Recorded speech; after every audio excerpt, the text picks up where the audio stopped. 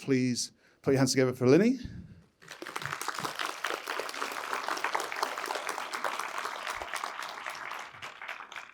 And we have Charlotte Colbert. Okay. And Alice Krige. Thank you, guys. Okay, over to you, Linnie. You know when they say the best laid plans? Oh, I've got the dodgy mic. Could I borrow the decent mic just for doing the intro, and then I'll give it back to you. I think that's better. Oh, should it not? Oh, maybe it's me. I just need to shout up a bit. As those that were here yesterday know, I'm Linnie Blake. I founded the Manchester Centre for Gothic Studies in 2013, and I'm so outrageously delighted to have these wonderful women here. I was massively keen to have this film screened as part of the festival, and indeed to have the opportunity to chat to them. Charlotte's train situation means that we're doing a kind of weird and ad hoc Q&A at the start of the film with her. And it's kind of tricky because obviously a lot of people haven't seen the film. How many people haven't seen it? A lot of you. Right, okay, so no pressure then. It's a Q&A that hopefully will contain no spoilers, but we'll give you a bit of a flavour of what Charlotte does and indeed what the film's about. Charlotte's obviously the director of the film and co-author of it. Trained at the London Film School. She was better known to me, I must admit, as a photographer and installation artist. Her work, you absolutely have to Google her if you've never come across Charlotte before. Her work is a fantastic engagement with being a woman, the female sex in all its manifestations and permutations across life. It's a celebration, and it also can be quite difficult to look at, as indeed it can be quite difficult to be a woman. She also has a background in social justice and co-wrote the film Leave to Remain in 2013. So, all of these things endear me massively to her. The film you're about to see is a fantastic engagement with British folk horror in a lot of ways, and also with the tradition of sort of what is horribly and misogynistically termed hagsploitation, i.e. the placing of an older actress at the centre of a film and essentially monsterising what will happen to all of us if we're fortunate enough to live long enough, really.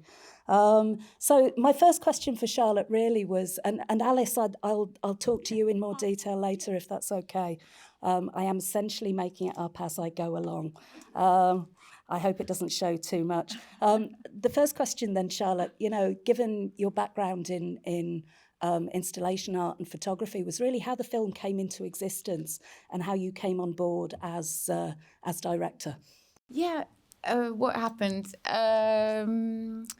I'd done a couple short films and animations and worked with video and stuff, and then met Kitty. Well, actually, we were introduced to co-write the film, and it was sort of this crazy script and sort of mad and wonderful, and our exec producer was like, stick you crazy women in a room and see what you come up with.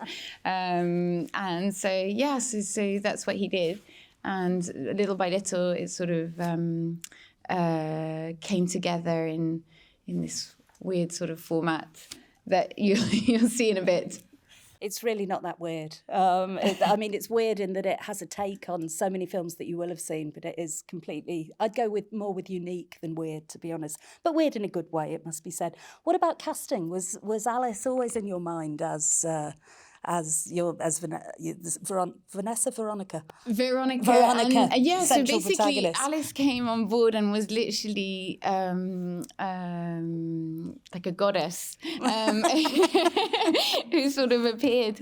Meeting her was sort of, it was amazing. It was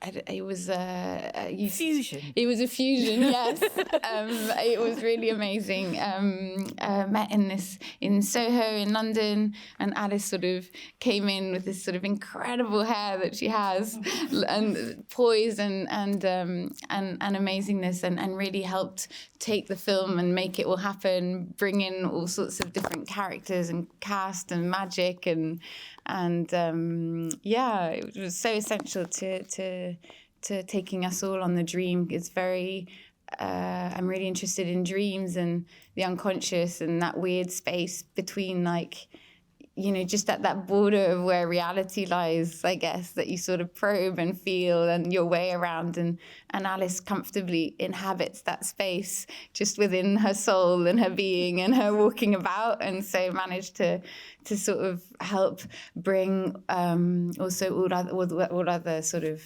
probers and dreamers and confused characters on board, like the composer and the cinematographer and all these different teams that help you dream a communal dream on set, I guess. Oh, that's so fantastic. I love the idea of a communal dream because it does have a dreamlike quality. Not in a kind of, although there's sequences, you know, that are clearly, they could be fantasy, they could be dream. Are they actually happening? Are they accessing another reality? But, you know, the film evokes a reality that isn't necessarily that of, you know, straightforward linear storytelling. There are multiple realities going on here. And in a way, you know, that makes it such a powerful contribution, I think, to the British folk horror tradition. When people think folk horror, they think movies like Wicker Man and the like. This is how could you not? But this is something else. This is bringing something very, very new and very distinctive to it, I think. It's funny, that idea also you're saying of all the different layers. I always loved the thought that all our baby cells and all our older cells are all here, obviously, at the same time. And in talking to every person, you're talking to their childhood self and their older self, and all those exist at the same time. Like, there's something, you know, that sort of breaking of space and time, I guess. Yes, through the body, but also through the landscape as well, because the landscape you depict, you know, has the blood and ashes of past ages sunk into it as well. I love Scotland.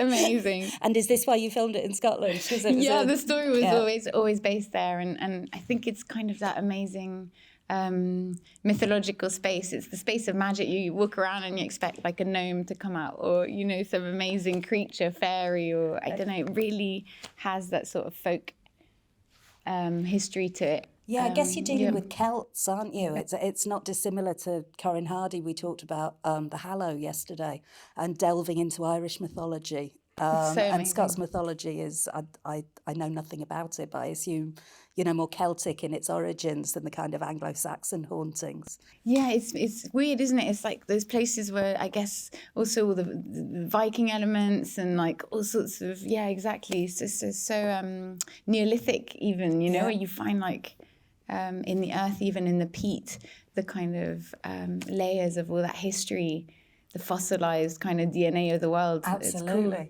Yeah, so you've got the layers of sort of psychology and the layers of people. You know, Veronica's an incredibly repressed character. She's a character that holds her pain, and she's. Is that the pentagram? Come up. I love it. She's a character that holds on to her pain, but it bursts from her in this landscape. In immensely powerful ways. I'm trying not to give away any spoilers here. There are witches, or are there, going on. So were you particularly attracted to the figure of the witch in horror?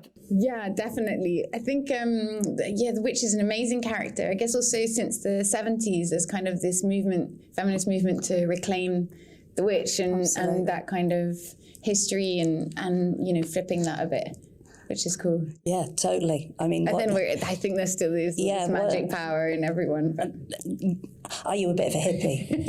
Probably. Perfect. What is folk horror but indulging our sort of hippie proclivities, though? I mean, it's a kind of it's a kind of way of telling a different story of these islands and a different story of the people that inhabited them. So good. Particularly those that were silenced, obviously, and foremost amongst those were the women. Yeah, exactly. Yeah, I'm just gabbling now because I'm so amazed at having you both here. So good. Is there anything that we can say without spoiling the film about its relationship to the dreaded hagsploitation genre? I'm thinking, mainly, and I mean this, with absolute respect, with the fact that you do have an older actress at the centre of it, and it completely turns on its head what you might expect from that in a horror movie. Oh God, I don't know. I think it's like a massive question of why are there not more of a range of different visibilities on screen? Absolutely. And it's amazing that it's changing, and hopefully it'll keep changing more and evolving and growing, and we'll see all the different amazing talents that are sort of not pushed enough. Do you think horror as a genre offers women filmmakers specific kind of opportunities to tell particular kinds of stories? Yeah, I think body horror is very like a part of the female experience, I guess. Absolutely. Someone was mentioning earlier the werewolf as a symbol of menstrual. Yeah, that was me. It was you. Amazing. Someone had to. It just struck me as interesting that it was a male panel talking about male werewolves. And the werewolf for me has always been, gendered female. Absolutely. So good. So, yeah, and Ginger Snaps. Which I'm going to, Corinne was mentioning earlier, but I'm definitely going to watch. It's amazing. You will absolutely love it. You will absolutely love it. So are we kind of ready to knock it off? Ladies and gentlemen, obviously Alice Krige we will be returning to, but for now, the wonderful, the fabulous Charlotte Colbert. Thank you. Oh, off the top of my...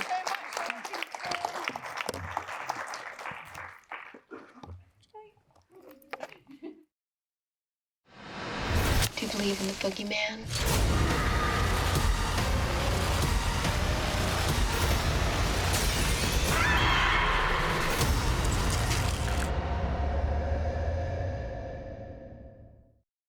Yes, welcome back, everyone. Thank you. It is my absolute privilege to introduce Alice Krige, with whom I have not only been eating burgers, but having some really significant political conversations that I won't share with you now, but those of you from the Gothic Centre who know me will have a flavour of the kind of stuff we've been talking about.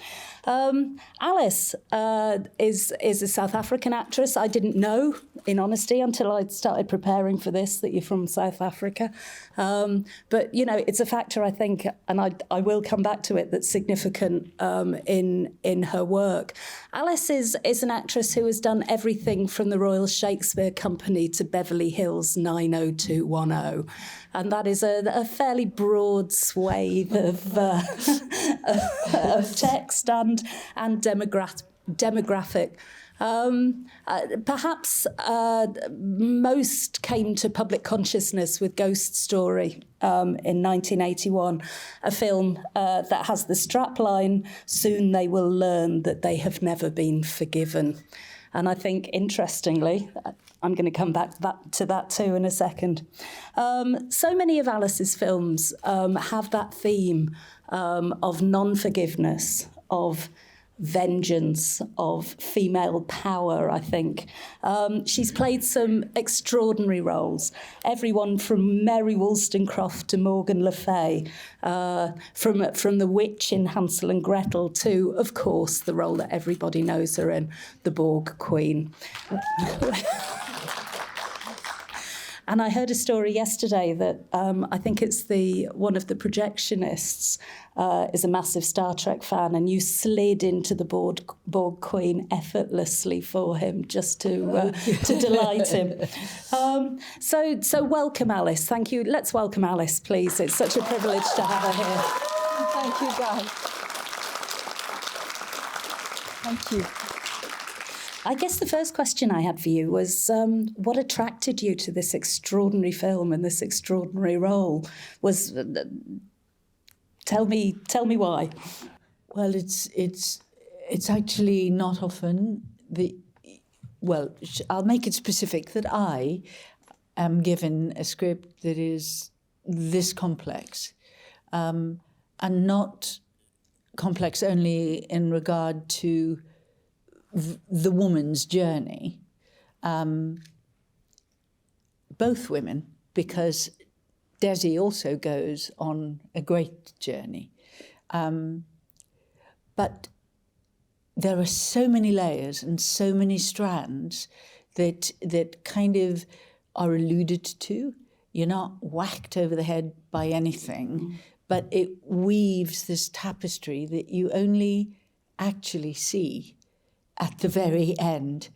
But I was moved by several things in particular, by Veronica's journey. And inextricably part of Veronica's journey, for me, was Desi and her journey. I was so touched. I've not seen in a movie before, maybe someone else has, someone reaching across the so-called generation gap, that this young woman who's been equally wounded by trauma as a young girl or as a child even, responds to trauma by reaching out to help other people. And Veronica has progressively shut out the world, suppressed her trauma, but never trusted anyone again. And as often happens, if you suppress something like that, it doesn't go away. It just gets bigger and bigger and bigger, like a boogeyman in a cupboard or under the bed. And this young woman reaches out to her and ultimately offers her redemption and the possibility of love. I was so moved by that. And I was also kind of blown away that Charlotte, and I wish that she was here, but you got a flavour of her at the beginning, that she does something I've not seen before, which is that she makes the cosmos part of the story. It was in the script. I mean, all those nebula up there that she keeps asking you to look at, and then the trees and the mud, and how we are inextricably part of that. And I think it is so easy for us as a species to lose sight of the fact that we are a very small part of a great whole, a great matrix. And the film kept reminding you of that. Yes. And the film kept reminding you of all the dimensions that we don't necessarily open ourselves to. There were just so many layers and colours in it. And I was very touched by Veronica's journey. Because she's a woman of my age, and if something like that happened to you way back in the early 80s, it was never spoken about. It was simply, you moved on. It was never spoken about. It was never addressed. And for her, the end result is that it manifests in her body, and not only is her heart mutilated, but ultimately her body is as well. Yes. But in doing the prep for the movie, I asked a dear friend who has not had a mastectomy, but she had a lumpectomy. I asked her if she could bear to talk to me about it. And she said, hell yeah. And so she laid it all out. But at the end, she said, and she didn't know that this was actually a leitmotif in the film. She said, you have to rise from the ashes like a phoenix. And that doesn't just apply to Veronica. It applies to all of us who have somewhere suffered trauma. And I guess being human, trauma is part of the deal somewhere for all of us at some point. And I loved that message. Wonderful, thank you so much. It is the deal for all of us, but the traumas that this film specifically addresses are very much traumas to do with being female. Yeah, for sure. And being embodied as such. Yeah. And indeed being placed within social structures, that treat us as women are treated and women have been treated historically. Was it... I very much assume it was an additional factor that attracted you to the movie, was the fact that not only was it female directed, but it was directed by the wonderful Charlotte. Well, Charlotte was uniquely special in that nowadays you don't ever get to meet the director. You put yourself on tape and you send your tape off, and that's it. It's like sending a message in a bottle. And if they decide they want you, you get to have a telephone conversation with the director, and then you go and do the piece. But Charlotte didn't want me to show her I could do the performance on a tape. She just wanted to meet me. And you guys met her. She's a force of nature. I mean, it was a meeting of hearts and minds, and she was so present in the creative process. She was so generous. She said, at one point I said to her, just talk to me as we do this. Tell me what you see and what you need and what you want. And she did. So there was this, it was as if we were connected umbilically. And it was a absolutely extraordinary and dreamlike process. Yes, it's. I've heard either you or Charlotte use the umbilical metaphor before, which is such a fabulous one, isn't it? Yeah. Although it's far more complex than the flowing of life from one creature to another, because it's so simpatico, isn't it? Yeah. It flows between one and the other. I mentioned in the start the strapline to Ghost Story, talking about forgiveness. And one of the things I most loved about this film, as in so many of your performances, is that sense of raw, unforgiving energy that you have the ability to exude. It's kind of surprising to me, because I never conceived of Veronica seeking vengeance. She says what she wants. He says to her, what do you want? And she says, I want you to tell the truth. And truth right now appears to be a commodity that's kind of up for grabs, doesn't it? I mean, just look at what's happening in America and politically just about everywhere. But he can't tell the truth. He knows the truth, but he can't tell it. And so it's kind of inevitable, isn't it, that he dies?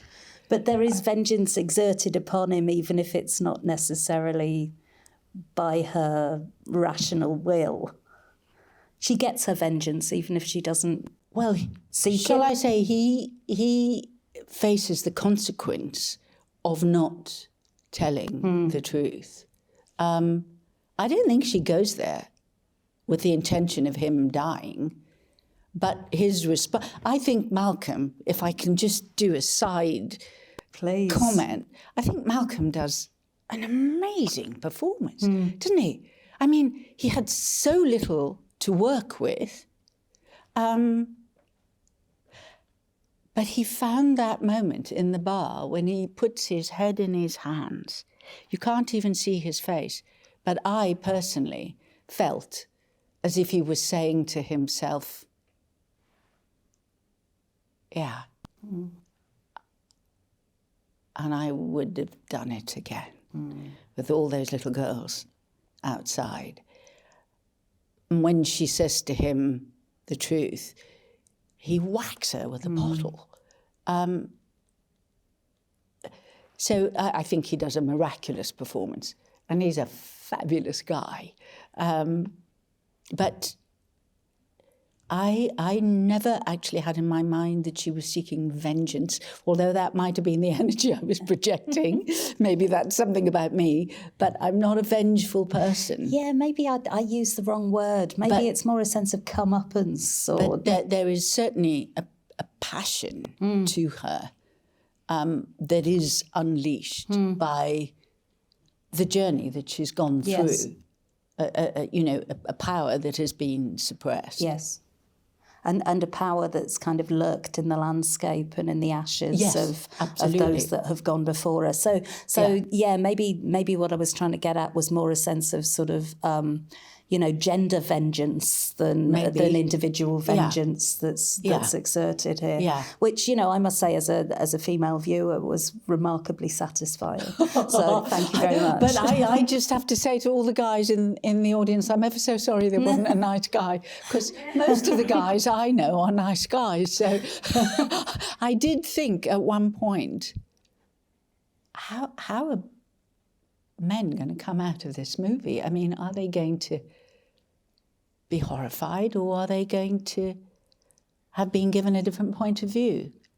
So maybe when we get to someone throwing it open to everyone, we'll have some points of view. I was really interested. Yesterday, you were in a panel, and you were talking about when lovies meet each other, and it's darling, darling, how are you, darling, marvellous. But what we, the audience, don't realise is that the experience of stepping on a set and exposing yourself to the degree that you have to in order to do your art, leaves you didn't use this phrase, but it really struck me as I was listening to it, a sort of shared sense that you've survived something quite traumatic, or at least quite difficult together, that bonds you when next you meet. Well, for me, and I suspect that most actors would agree, it's an incredibly dangerous process. It's like stepping off the edge of the cliff and you really don't know if the parachute's going to open. You step into... I mean, I met Malcolm in the trailer at 5:30 in the morning, and by 7 o'clock we were on the set. Wow. And we were doing the scene. I hadn't met him before. And what you have to do is make yourself entirely vulnerable. You have to make yourself totally available to the other actor and to the director, because after all you have is each other. That's that, and what happens between you, that is the stuff that the scene arises or finds its life in. And so it's a dangerous gamble. I mean, because if it doesn't happen, what are you going to do? You're going to act it rather than have it organically just be in the moment. And so yes, you have survived something quite dangerous in a way, because if it doesn't work, then it's just bad acting. It's just untruthful. It hasn't told the story. And I have no doubt the audience knows it when it sees it. You know, when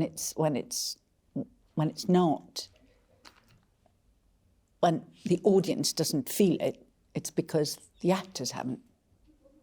That's your job, is to experience it in such a way that you sitting, or me, if I'm out there, feels it. So it's a risky thing. Yes. And if even if it hasn't worked, you're even more likely to cling to each other because the memory of it is too awful. It's too traumatic. Yeah. But I was in a play at the RSC. It was King Lear, and Michael Gambon was Lear, and I was Cordelia. And it was an exceedingly difficult production.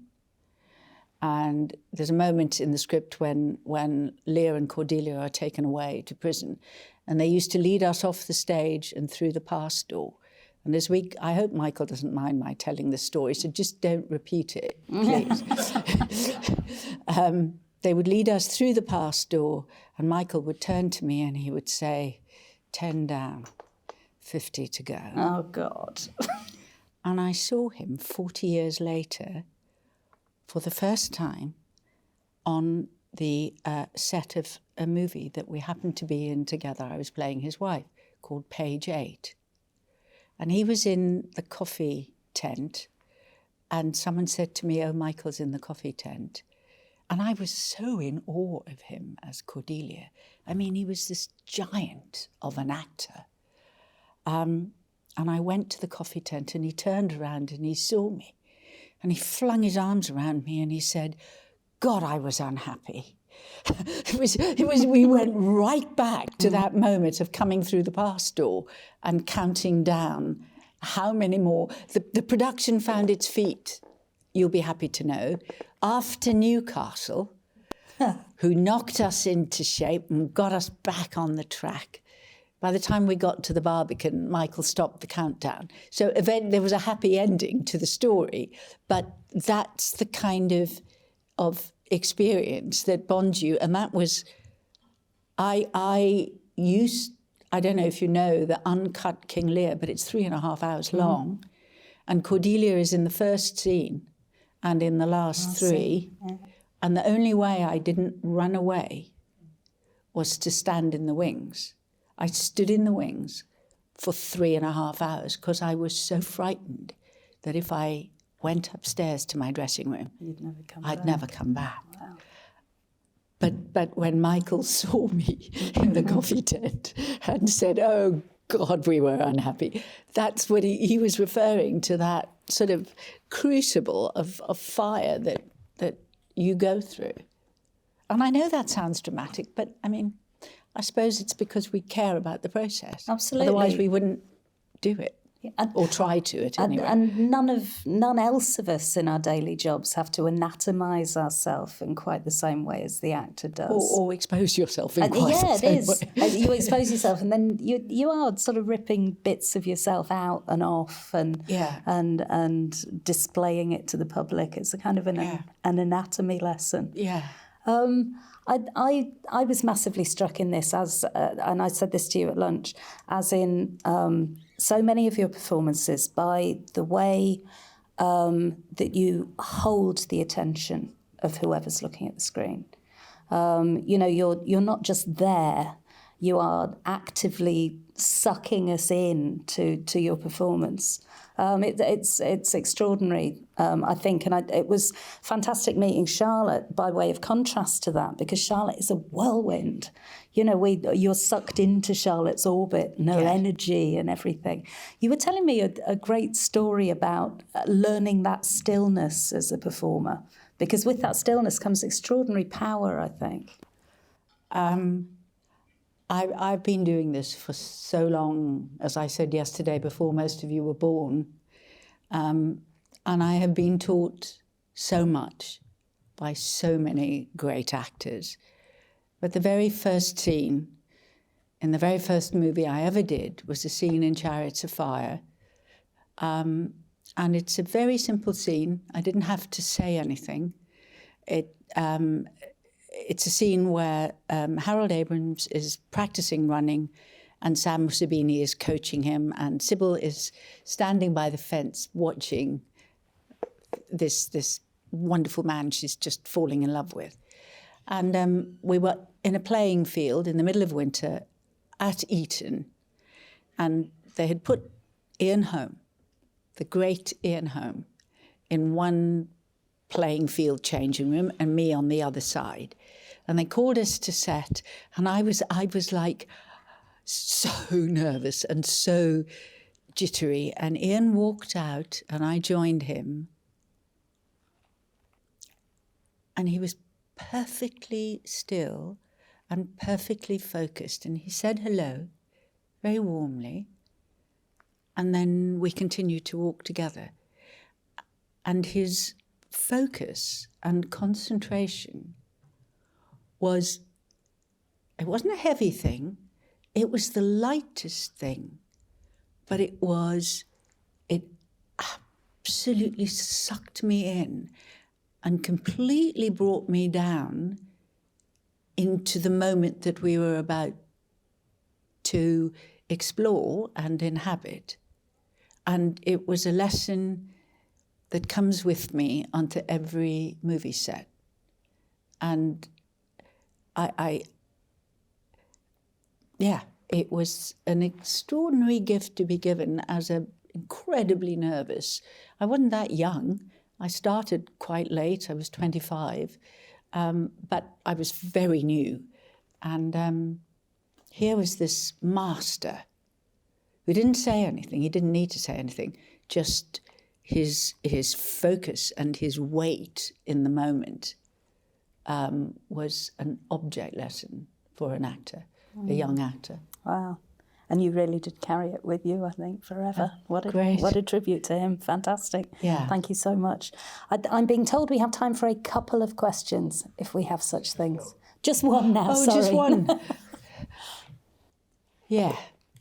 Hi, Alice. Thank Hi. you so much for coming to see us and being such a warm presence all weekend and so lovely. I really enjoyed the film. I thought it was wonderful. But there was a name at the start of the film that I think a lot of people here were very excited to see, which was Dario Argento. Right. What was Dario's involvement with the film? Well, Dario came to the film once it was entirely complete. He was at the very first festival the film was invited to, where Charlotte won Best First Time Director. It was Locarno. And Dario had a picture there.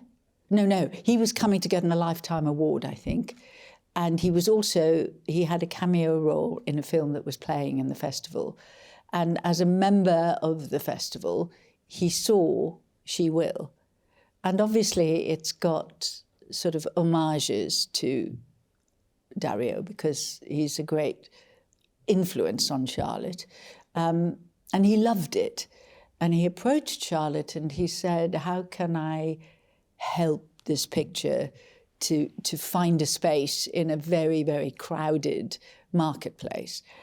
And I guess they must have talked back and forth. And it was decided that he would come on as a Dario Argento Presents to actually draw attention to the film, that his name might bring people to watch it who might not otherwise have watched it. So it was just a very generous gesture and sort of support on his part, but also an acknowledgement of how wonderful he thought Charlotte was as a brand new directorial presence. Wonderful. Thank you so much. Yeah, I'm afraid we're going to have to wind things up. What a shame. I thank you so much. It has been absolutely wonderful. Good. Ladies and gentlemen, Alice Thank Krige. you.